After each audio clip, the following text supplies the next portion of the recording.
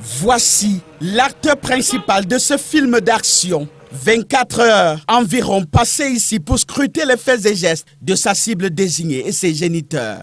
Il est à cette cachette de fortune ce mercredi après-midi-là. Lorsque la moto traverse avec la petite Hilary Kouakep, il observe tout à partir de ce mirador et fonce pour passer à l'action. La petite le connaît bien. C'est ce tonton qui fait tous les jobs de construction à la maison.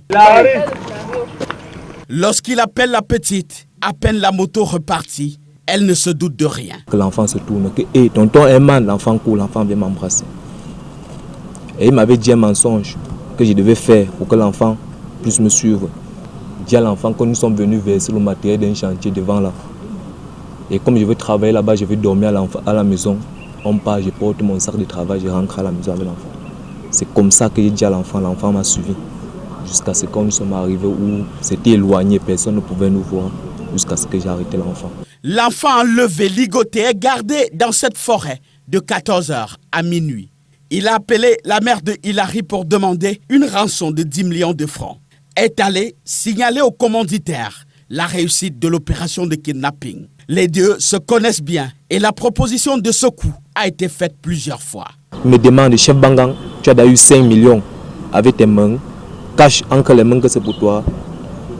Ça m'a un peu fait un jar dans la tête.